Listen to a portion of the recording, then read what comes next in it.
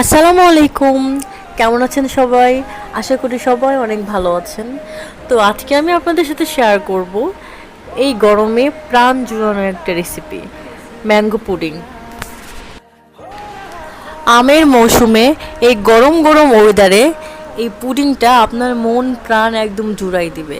আপনিও ট্রাই করতে পারেন এই ঠান্ডা ম্যাঙ্গো পুডিং। চলেন শুরু করি। আমি এখানে 2টা পাকা আম নিয়ে নিয়েছি। আমগুলো সুন্দর করে ধুয়ে আমি চোকাগুলো এখন আমি ছাড়িয়ে নিব। আমগুলো বেশি পাকা থাকার জন্য আমার চোকা ছাড়াইতে খুব প্রবলেম হয়ে যাচ্ছিল। আমগুলো চোকা ছাড়ানো শেষে আপনারা আপনাদের ইচ্ছে মতো সুন্দর করে কেটে নেবেন। কাটা শেষ হলে আমগুলো আপনার ব্লেন্ড করে নিতে হবে। এই তো আমার ব্লেন্ড করা হয়ে গেছে।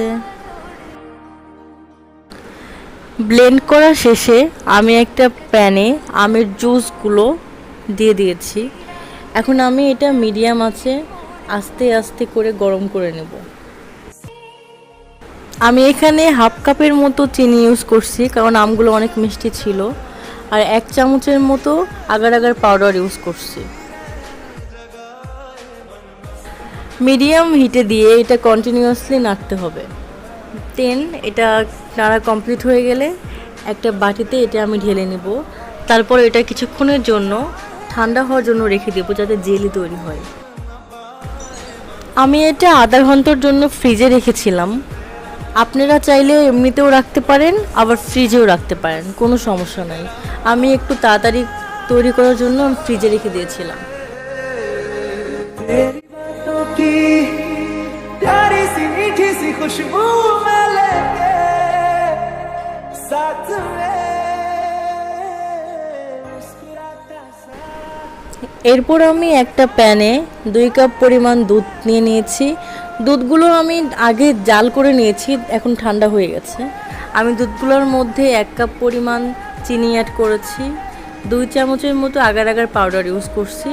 তারপর এটা মিডিয়াম হিটে আস্তে আস্তে গরম করেছি।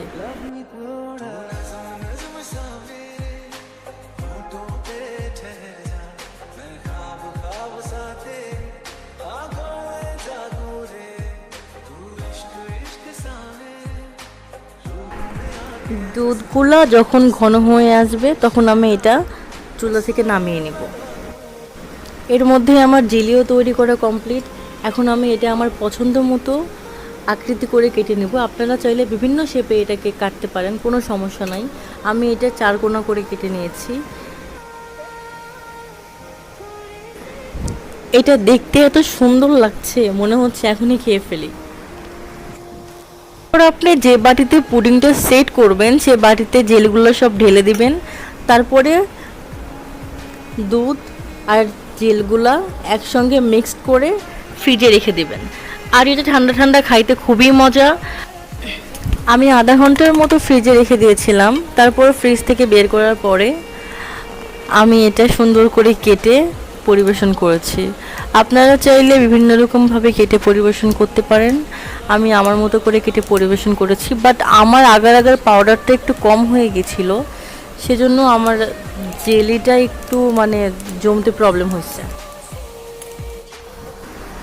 আপনারা আগার আগার পাউডারটা একটু বেশি করে ইউজ করবেন, তাহলে আপনাদের জেলিটা খুব সুন্দর মতো জমবে।